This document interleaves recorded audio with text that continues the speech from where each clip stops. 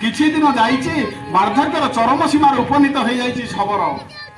ଦୂରାରାଷ୍ଟ୍ର କୁଷ୍ଠ ବ୍ୟାଧି ଶରୀରରେ ଆକ୍ରାନ୍ତ କରିଛି, ଦେଖାଯାଉନି। ପ୍ରଭୁଙ୍କୁ ଡାକୁଛି। ଜଣେ ସଚା ଭକ୍ତ ପ୍ରଭୁଙ୍କୁ କଣ ମାଗେ? ସେ ଧନ ମାଗିନି, ସେ ଜନ ମାଗିନି, ସେ ଘର ଦ୍ୱାରା କିଛି ମାଗିନି। ସଚା ଭକ୍ତ ପ୍ରଭୁଙ୍କୁ ମାଗିଛି, ହେ ପ୍ରଭୁ ମତେ ଟିକେ ଶେଷ ସମୟରେ ତୁ ଟିକେ ଦେଖା ଦିଏ ପ୍ରଭୁ। ମୋର କିଛି ଦରକାର ନାହିଁ, ମୋର କିଛି ଦରକାର ନାହିଁ, ତୋ ସୁନ୍ଦର ରୂପକୁ ଥରେ ମୁଁ ଦର୍ଶନ କରିବି।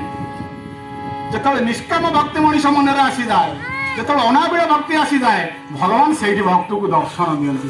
ଭଗବାନ ସ୍ୱୟଂ ନାରାୟଣ ଯେତେବେଳେ କୈବର୍ତ୍ତକୁ ଶବରକୁ ଦର୍ଶନ ଦେଲେ ଜଙ୍ଗଲ ମଧ୍ୟରେ, କହିଲେ ଶୈବର କଣ ମାଗୁଛୁ ମାଗେ, ତୋର ନିର୍ବାଣ ଚାହୁଁଛୁ ତ, ତୋର ନିର୍ବାଣ। ମନା କରିଦେଲା ଶବର, କହିଲା ପ୍ରଭୁ ମୋର ନିର୍ବାଣ ଦରକାର ନାହିଁ। ଚାରି ଯୁଗେ ଦେଖୁଥିବି ତୋ ସୁନ୍ଦର ରୂପ, ତୋ ସୁନ୍ଦର ରୂପ, ସଙ୍ଗେ ଜାନୁ ହେବି ଚାରି ଯୁଗେ ଚାରି ଯୁଗେ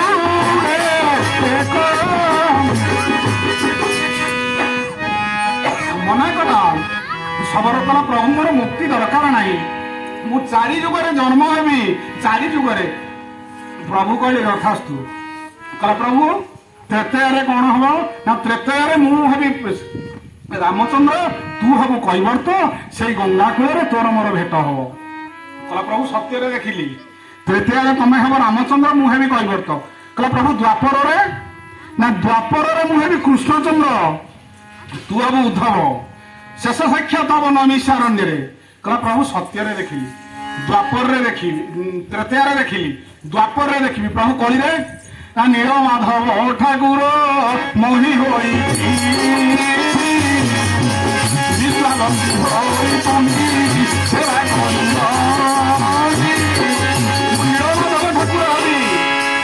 ତୁ ବିଶ୍ୱବସୁ ଶବର ହବୁ। ସାମ୍ୟ ଧର୍ମର ମୁଖ୍ୟ ନେତା ଜଗନ୍ନାଥ ମହାପ୍ରଭୁ ଶବର ପାଖରେ, ଶବରୁଣୀ ପାଖରେ ଭଗବାନ ଆସନ୍ତି। ପ୍ରଭୁ ରାମଚନ୍ଦ୍ର ଶବରୁଣୀ ଠାରୁ ଆମ୍ବ ଖାଇଥିଲେ, ଆପଣ ଜାଣିଥିବେ, ମିଠା ଆମ୍ବ ଚାଖିକି ଦଉଥିଲା ଶବରୁଣୀ। ଭାବେ ଦିନେ କରିଥିଲ କାଞ୍ଚି ଅଭିଯାନ ମୋ ଭାଇଆ ମନ, ଭାବେ ଦିନେ ରଖିଥିଲ ସମ୍ମାନ ମୋ ଭାଇଆ ମନ, ଭାଇଆ ମନ ମୁକୁଳିକୁ ରଖିଥିଲ ବନ ପରୁଷ ମୋ ଭାଇଆ ମନ, ଭାଇଆ ମନ ମୁକୁଳିକୁ ରକ୍ଷା କଲ ଫେରୁ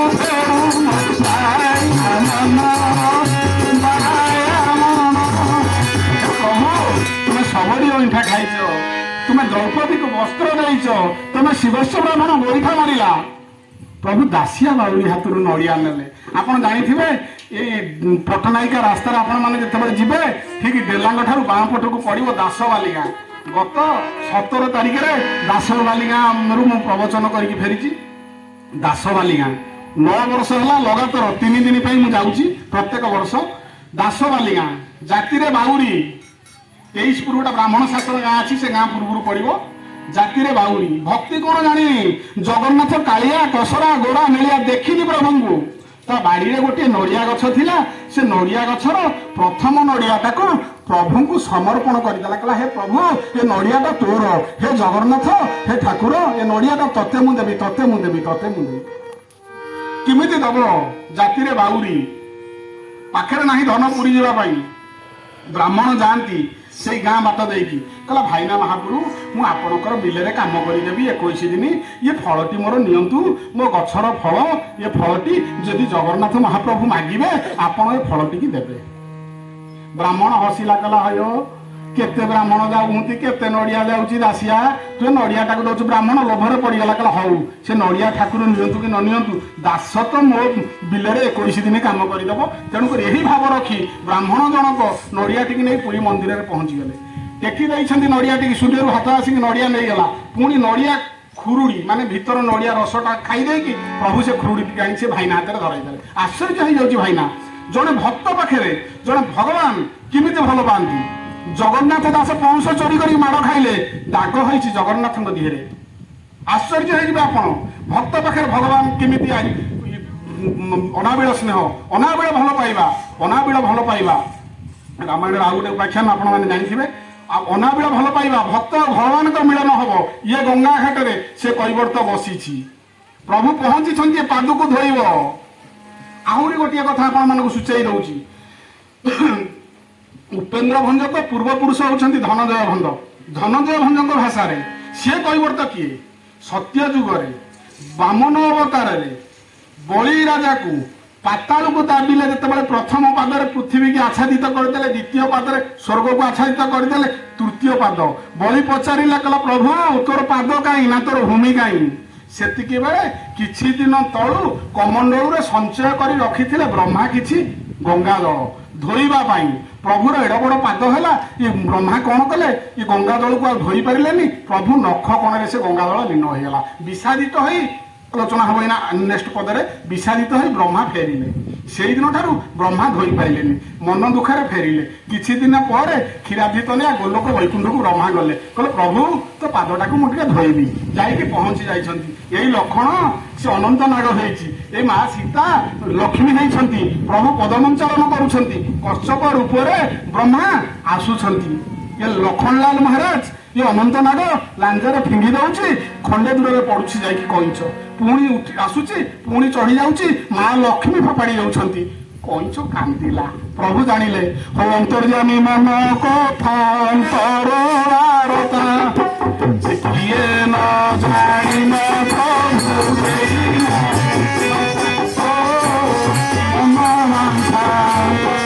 ଆଶ୍ଚର୍ଯ୍ୟ ହେଇଯାଉଛି, କାନ୍ଦୁଛି କାନ୍ଦୁଛି ଆଜି କଇଁଛ କାନ୍ଦୁଛି। ଭଗବାନ ଜାଣିଲେ, କହିଲେ ବ୍ରହ୍ମା ଏ ଜନ୍ମରେ ନୁହଁ, ଆର ଜନ୍ମରେ ମୁଁ ଗଙ୍ଗା ଘାଟରେ ପାରି ହେଲା ବେଳେ ଆପଣ ସେ ଗଙ୍ଗା ଘାଟରେ ଅପେକ୍ଷା କରିଥିବେ। ସେଇ କୈବର୍ତ୍ତ, ସେଇ ବ୍ରହ୍ମା, ସେଇ କୈବର୍ତ୍ତ ଆଜି ଆସିକି ପହଞ୍ଚିଛି ସେ ଗଙ୍ଗା ଘାଟରେ।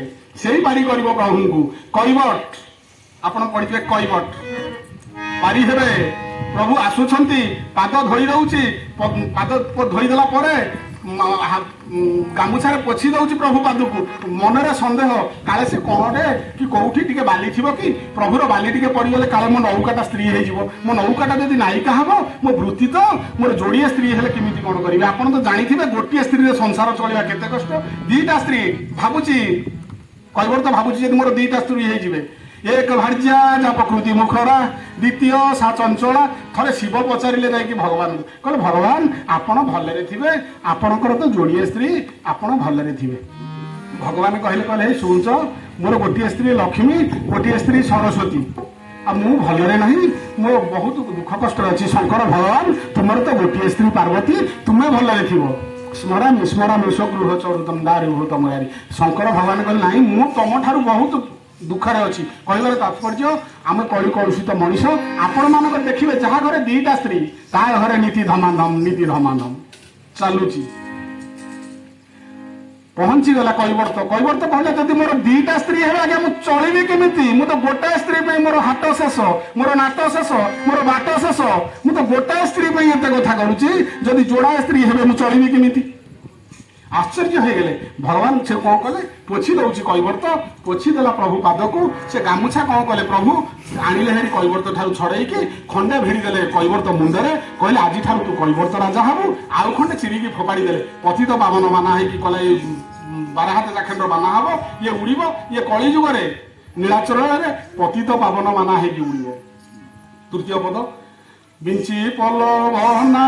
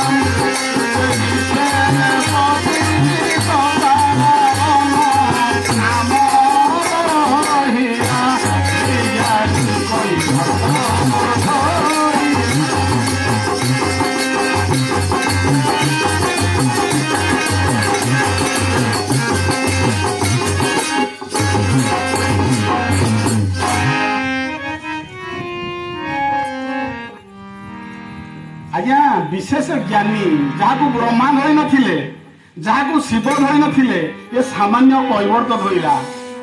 ଭଞ୍ଜ ସାହିତ୍ୟରେ ଦିଟା ଅର୍ଥ, ବିଜ୍ଞାନୀ କୈବର୍ତ୍ତ, ବିଶେଷ ଭାବରେ ଜ୍ଞାନୀ କୈବର୍ତ୍ତ।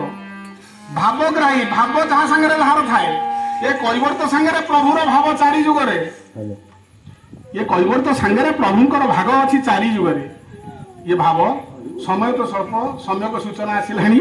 ହଉ, ମୁନିଜନ ବନ୍ଧନ ତ୍ରୈଲୋକ କାରଣ ଆରତନ ସନ ଦିନ ବନ୍ଧୁ, ହରି ହରି ଆରତନ ସନ ଦିନ ବନ୍ଧୁ, ତବ ଭୟ ଚରଣ ରେଣୁ ମାଗେ ଅନୁକ୍ଷଣ, ତବ ଭୟ ଚରଣ ରେଣୁ ମାଗେ ଅନୁକ୍ଷଣ, ଉଦ୍ଧାର ଭବ ସାଗର ସିନ୍ଧୁ, ହରି ହରି ଉଦ୍ଧାର ଭବ ସାଗର ସିନ୍ଧୁ, ଯୁଗେ ଯୁଗେ ଅବତାର ନିଭାର ଉଦ୍ଧାର, ଯୁଗେ ଯୁଗେ ଅବତାର ନିଭାର ଉଦ୍ଧାର, ବାରଣ ତାରଣ ତୁମ୍ଭବାନା ଭାସିବ ଅନନ୍ତ ଆଦି ମାଧବ ନାରଦ ବୋଲାଉ ଶାନ୍ତି, ହରି ହରି ନାରଦ ବୋଲାଉ ଶାନ୍ତି।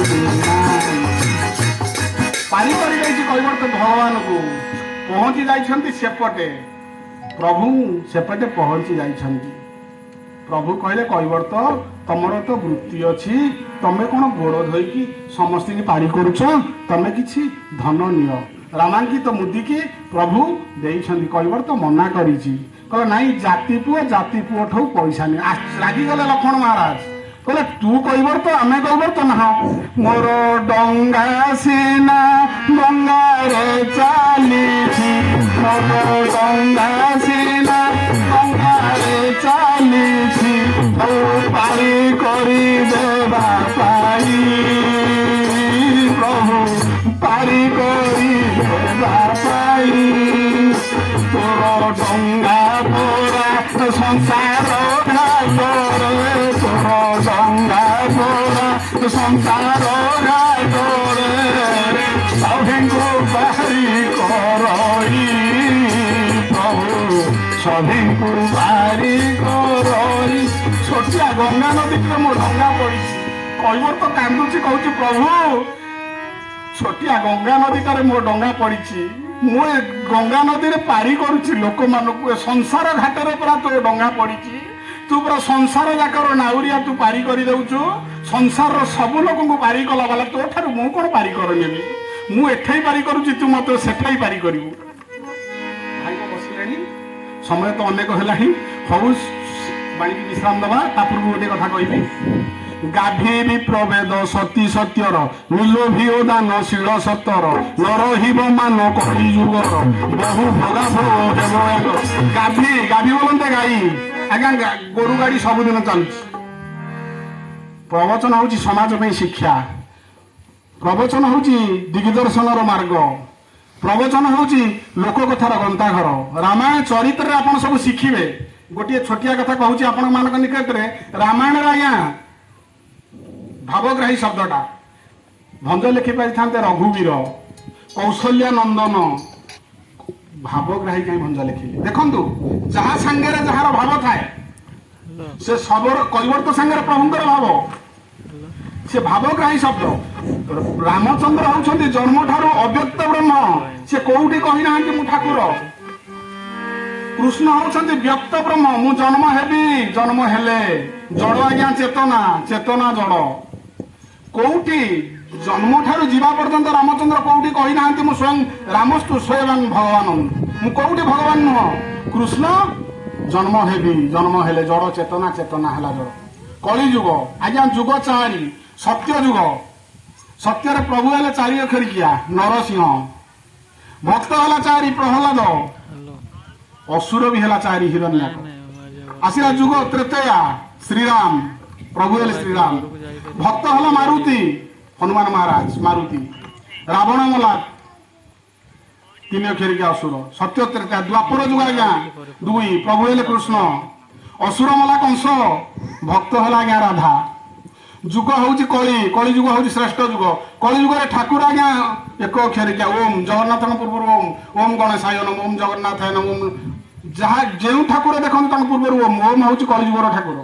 ଅସୁର ହଉଛି ମୁଁ, ଉଦ୍ଧବ ମନେ ରଖିଥିବୁ, ମଲେ ମତେ ତୁ ପାଇବୁ। ଆଶ୍ଚର୍ଯ୍ୟ ହେଇଗଲା ଉଦ୍ଧବ କହିଲା, ପ୍ରଭୁ ତୁ ତ ମରିବୁ, ମୁଁ ପାଇବି କେମିତି? ମୁଁ ଶବ୍ଦ, ମୋ ଘର, ମୋ ଦ୍ୱାର, ମୋ ସ୍ତ୍ରୀ, ମୋ ପିଲା ମୁଁ କରିଛି, ଏ ମୁଁଟାକୁ ଯୋଉଦିନ ମାରିଦବୁ ତାହେଲେ ତୁ ଭଗବାନଙ୍କର ସାନ୍ନିଧ୍ୟ ଲାଭ କରିବୁ। ଭକ୍ତ ହଉଛି ମୁଁ। ଆପଣ ବିଶ୍ୱାସ କରନ୍ତୁ, କିଏ କଣ ଆପଣଙ୍କୁ କହୁଛି, ଆପଣ ବୁଝୁଛନ୍ତି, ଆପଣ ହଁ କରୁଛନ୍ତି। ଏବେ ଯୁଗ ହୋଇଲାଣି ଓଲଟା, ପିନ୍ଧିଲେଣି ଲୁଙ୍ଗି ଫାଲଟା, ଶାଶୁ କିଛି ପାଖରୁ ଉଠୁନି ଆସନ, ବହୁ ଶାଶୁକୁ ଗଲାଣି ଶାସନ। ଆଗେ ଚଳୁଥିଲେ ଶାଶୁ କଥାରେ, ଏବେ ଚଢିଲେଣି ଶାଶୁ ମଥାରେ। ଆଜ୍ଞା ଯୁଗ ଓଲଟା, ଯୁଗ ହଉଛି କଳି। କଳି ଯୁଗରେ ବଡ ସାନ ଗୁରୁ ଗୁରୁଜନ ମାନ୍ୟ କିଛି ନାହିଁ। ଆପଣ ଦେଖିବେ ସବୁ ସେତେବେଳେ ବୁଢା ବୁଢା ମଉସା ମାନେ, ବଡ ବାପା ଜେଜେ ଦଦା ଯଦି ଗାଁ ଦାଣ୍ଡରେ କିଏ ବସୁଥିଲେ, ପିଲାମାନେ ହାତ ଦେଇ ଦେଇ ଯାଉଥିଲେ, ପିଲା ମାଡ଼ କରି ହଉନଥିଲେ। ଏବେ ସେଇ ବଡ ବାପା କି ଜେଜେ କି ଦଦା କି ନନା କି ପିଇସା କି ମଉସା ଯଦି ଗାଁ ଦାଣ୍ଡରେ ଅଛନ୍ତି, ସେ ପିଲା ଏତିକି ଜୋରରେ ଗାଡି ଆଣନ୍ତି, ସେ ବୁଢାଟା ଯେମିତି ମନକୁ ତା ଗାଡିରେ ଛିଟିକି ପଡିକି ସେ ଆରାମ ହେଇଯିବ। ଆଜ୍ଞା ଏ ଯୁଗ। ମା କହୁଛି ମୋ ପୁଅ କିଛି ଶୁଣୁନି, ପିଲା କେମିତି ଆଜ୍ଞା ଶୁଣିବ? ଆପଣ ତ ଖାଲି ଦେଖିଲେ ସିରିଏଲ ଟିଭି, ଆପଣ ତ ଶୁଣିଲେନି। ଶୁଣିକି ଶିଖିଗଲା ଅଭିମନ୍ୟୁ, ମା ପେଟରେ ଥାଇକି ଚକ୍ରବ୍ୟୁହ। ପିଲା ଶୁଣୁନି, କେମିତି ଶୁଣିବ? କଥା କହିବା ପାଇଁ ଆପଣ ଗୁରୁ ବ୍ରାହ୍ମଣ ପିତା ମାତା ଇଏ ଚାରି ପ୍ରତ୍ୟକ୍ଷ ଦେବତା, ଏ ଚାରି ପ୍ରତ୍ୟକ୍ଷ ଦେବତା, ଏ ଚାରି ପ୍ରତ୍ୟକ୍ଷ ଦେବତା। ଏ ଚାରି ଜଣ ହଉଛି କଳି ଯୁଗର ଆଜ୍ଞା ପ୍ରତ୍ୟେକ ଠାକୁର। ସଂସାରକୁ ଆପଣଙ୍କୁ ଯିଏ ଆଣିଛି, ମା ବାପ ଇଏ ହୁଅନ୍ତି ଚଳନ୍ତି ଠାକୁର। ଖାଇବ ଖାଇବ ମାଗୁଛେ ଖାଦ୍ୟ ମିଳଇ ନାହିଁ, ପଥର ପୂଜୁଛୁ ମାୟାରେ କ୍ଷୀର ଶାଗ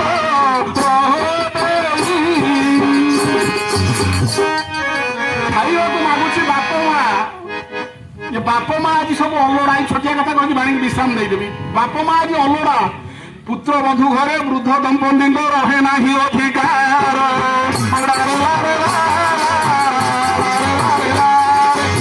ପୁତ୍ର ବଧୂ ଘରେ ବୃଦ୍ଧ ଦମ୍ପତି ସାରୁ ମୁଣ୍ଡା ସରକାର।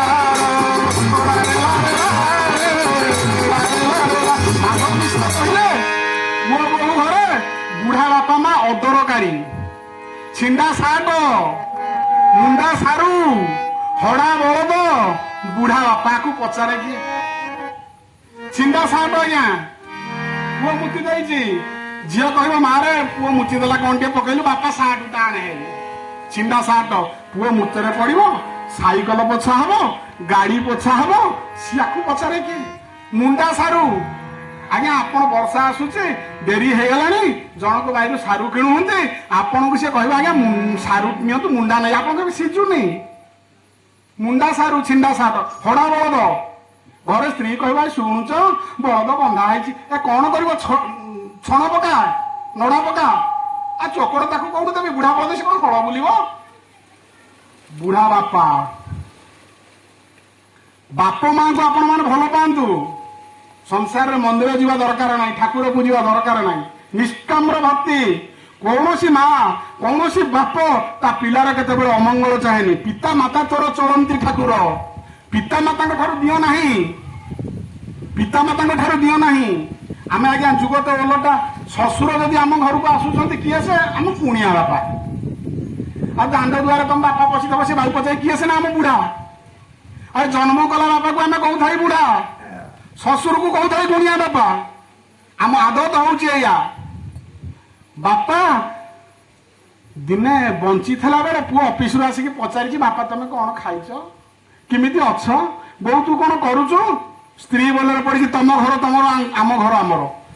ଯୋଉଦିନ ପୁଅ ବିବାହ ହେଇଯାଉଛି, କିଛି ଦିନ ପରେ ବାପା ପୁଅ ଭିତରେ ଆପଣ ଦେଖିଥିବେ ସମାଜର ବାସ୍ତବ କଥାକୁ ମୁଁ ଉପସ୍ଥାପନ କରେ। ମାଳିକା କହିପାରିଲିନି, ସମୟ ତ ସ୍ୱଳ୍ପ। ମୁଁ ମାଳିକା ଭାଗବତରେ ମୋ ପ୍ରବଚନ ବେଶୀ ପ୍ରସିଦ୍ଧ। ଦେଖନ୍ତୁ ଆଜ୍ଞା, ବାପା ମା ଭିତରେ ଯୋଉଦିନ ପୁଅ ବାହା ହେଇଯାଉଛି, ବାପ ତାର ଅଲୋଡା ହେଇଯାଉଛି, ମା ଅଲୋଡା ହେଇଯାଉଛି, ସ୍ତ୍ରୀ ତାର ସର୍ବସ୍ୱ ହେଇଯାଉଛି। ସେ ଯାହା କହୁଛି ତମ ଘର ତାଙ୍କର। ବୃଦ୍ଧ କାଳେ ମା ବୁଢୀ ରୋଷେଇ କରିବ, ନିଆଁରେ ପଡିଲେ ଯାଇ ଫୁଲ, ଆଲୋ ଯାଇ ଫୁଲ, ଆଲୋ ଯାଇ ଫୁଲ, ବାଡ଼ି ଅଗଣାରେ ପଡି ଯାଇ ଫୁଲ। ମା ତମକୁ ଜନ୍ମ କରିଛି। ଗୋଟାଏ ମା 272 ଦିନ ଗର୍ଭର ଘର ସନ୍ତାନକୁ ସାଇନ୍ସ କରେ, ଆପଣ ମାନେ ଜାଣିଥିବେ। आपण मैंने जिते एठे बाबू मान अच्छा जिते हाथ गणिता माँ मैंने अच्छा गोटे 2 किलो पत्थर ओजन गोटे आपण पेटे गोटे गामुछा गोटे 2 किलो पत्थर टे बांधतु से पुरुष लोक हूँ बा से नारी लोक हूँ प्रत्येक दिन आपणकर काम कर चलतु पत्थरटा बंधा ही 5 दिन देखी बांधिले 6 दिन की आप खोलीदेवे गोटाए माँ छुआटा को 3 किलो 600 हो 4 किलो हो पर्यंत छुआ को 272 दिन माँ घर धरे गोटाए पुओ जन्मदिन ठारू मृत्यु दिन पर्यंत जदि 100 वर्ष बंचे से प्रत्येक दिन जदि माँ बापा सेवा करे गोटे दिन ऋण सामान नुह आउ 271 दिन खाली रहा करते प्रभु राम कैकेयी पचारे आपको समय थे मुझे दशरथ 6टा भूल कले राम 8टा निर्माण कले 8 6 14 वर्ष कैकेयी से मन को पटेला प्रभु आप देखु साइकल गाड़ी काढ़ुंट बुढ़ी माँ दांड दुआरे बही थरे खाली पचारिदेला धन कुआडे जीवु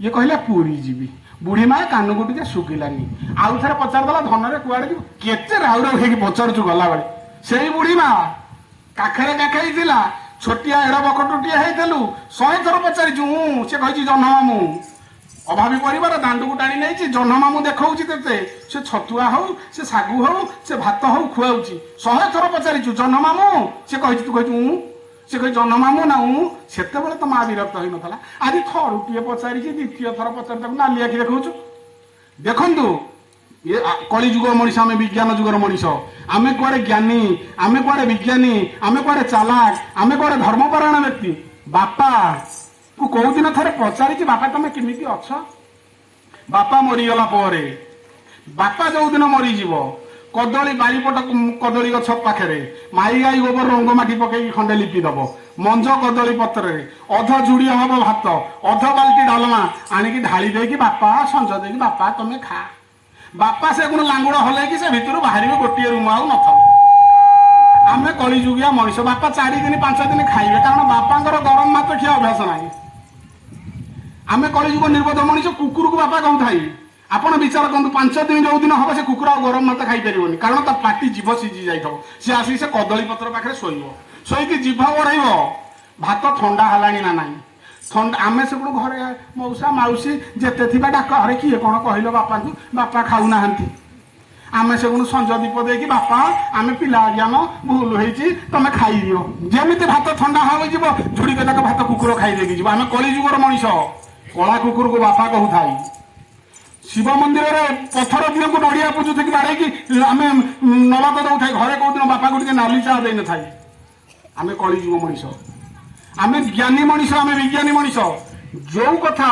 रामचंद्र समाज को सुशिक्षा देकी जाइए राम मना करते माँ मुझे जंगल को मुझे 14 वर्ष मुझे कहीं जी बापा सत्य करते बापा को पठा राम कही राम राम कही राम कही राम राम 6 थर राम राम राम राम कही राम राम 6 थर दशरथ राम राम राम राम कही प्राण चलला जो दिन राम जाई राम को जीवार 6 दिन दशरथ त्याग करदे जीवन रामायण जेते चरित्र आप देखु महाभारत में जेते चरित्र देखो गोटे श्रेष्ठ माँ हूँ कैकेयी गोटे श्रेष्ठ माँ हूँ गांधारी गांधारी जदि कही था मो पुअर जय हम 100 पुओ जय 1000 कृष्ण हारी जाते कह ना गांधारी है जननी प्राणर सुमहत परिचय अक्षय हो पुण्य जगत धर्मर हो पाप राशि हो कह मुझे माँ मातृत्व माँ 100 केते अड़ियर बड़ी माँ परासी ना वसुधारू बड़ी मार स्नेह मार आदर मार कड़ा कटी मधुर माँ कोड़े पुओ दुनिया डरे ना बाप थिला पुओ सबारे हारे माँ हाथ बड़ा तुछ भात थाली लगे सुआद अमृत बड़ी माँ शब्द गोटे पवित्र शब्द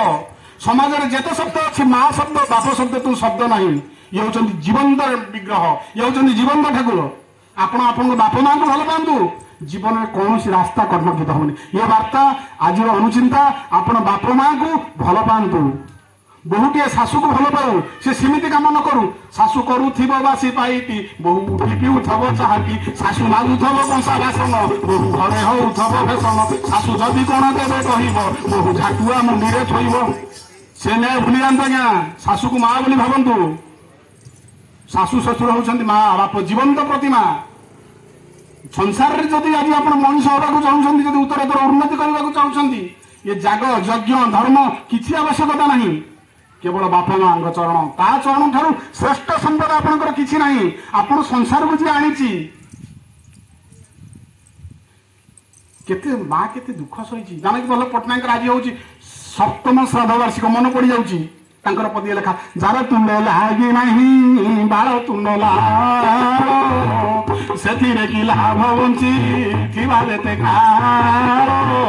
लाल झरा तुंड तार बाल झरा मथा दर दर हासे पुणी दरुटिया कथा किए से पागर नुहे सन्तानर पाई एड़े आदरर धन देखी कि काई कि स्नेह माँ स्नेह बाप स्नेह वात्सल्य स्नेह वास्तवता से माँ बापा भल पाइबारे कौन से आबिलता न थाए पुओ हेउ पछे छोटा कणा अंध माँ आखिरे से सरवर चंद पुओ छोटा हेउ कणा हेउ अंधा हेउ माँ कहब मो पुओ ठारू पुओ नाही पेटे खाई थिले मोटे खाई नाही माँ कहूथिबो खा खा भारीजा कहब उठ उठ बेगे सेतिकी होउनु जागा माँ कहब मो पुओ खाइनी एइना खाई जाइथो माँ कह मो पुओ खाइनी मो पुओ खाइबो घरे कौन टिके कथा कटाकटी हो जाइए माँ पुओ टिके कली लगी जाइए पुओ ऋषि की पलाउची ऋषि गले पुओ खुशी होई माँ पछरू डाकिब आ ऋषि गले पुओ खुशी होई माँ पछरू डाकिब आ कर कर हसी भारीजा कहब दरकार नाही जावा ये हूँ स्त्री ये हूँ माँ माँ शब्द गोटे पवित्र शब्द संसार रे जेते पुओ माँ जेते दुष्ट हो कहिबार अधिकार नहीं माँ तार ठाकुर सृष्टि की आनीची ताकू सृष्टि की शिखाई ताकू हौ बाणी की विश्राम दबा समय तो भाई बसिले गोटे छोटिया कथा कही विश्राम देवी बाणी की आलो कहली मोर गुरुदेव लेखा उड़ी जीवु ओडिशा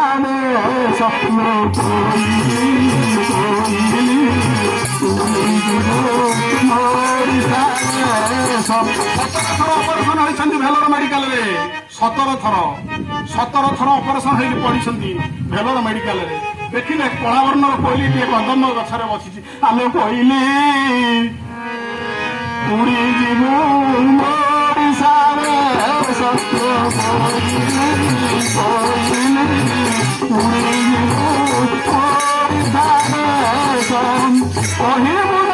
कथा गोपीनाथ पासन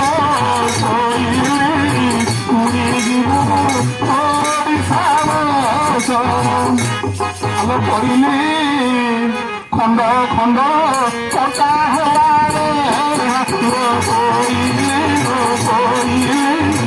खंड खंड कटा खंड चरणती नमी अंति कह खंड खंड कटा आलो कहली गलाणी तो बीती बंगलादेश खंडा हेला बक्षाणु मांस कहली गलाणी तो बीती आलो कहली घन श्याम पद सबुनी हंस चरणती पद हेरा कहली कहली घन श्याम पद सबुनी आलो कहली चिलिका हरिपुर चंद्रशेखर प्रभु पश्चिम चिलिका हरिपुर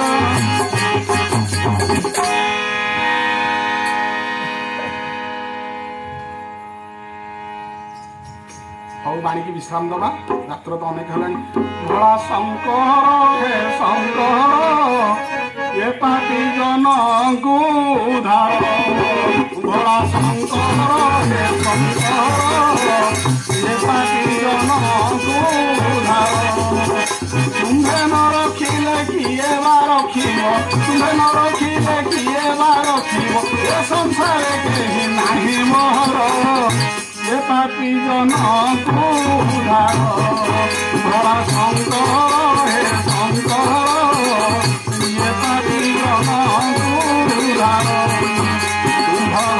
विचित्र मूषा संगे सापर खेल सिंहर कान को सब पाखुची জন উদার ভোলা শঙ্কর হে শঙ্কর এ পাপি জন উদার বড় পুয়টি সেনাপতি সান পুয় বীরনা সন্ধি বড় পুয়টি সেনাপতি সান পুয় বীরনা সন্ধি তুমর হরণী সংকট ধারি তুমর হরণী সংকট ধারি দুর্গতি নাচি নাম সাগর পাপি জন উদ্ধার ভোলা শঙ্কর হে শঙ্কর এ পাপি জন উদ্ধার তুমে ভোলা দয়া সাগর এ দিন জনে দয়া কর তুমে ভোলা দয়া সাগর এ দিন জনে দয়া কর দয়া সাগর রূপে দয়া করলে দয়া সাগর রূপে দয়া করলে হরি জীবন পাখি জন ভোলা শঙ্কর হে শঙ্কর ইয়ে পাখি জন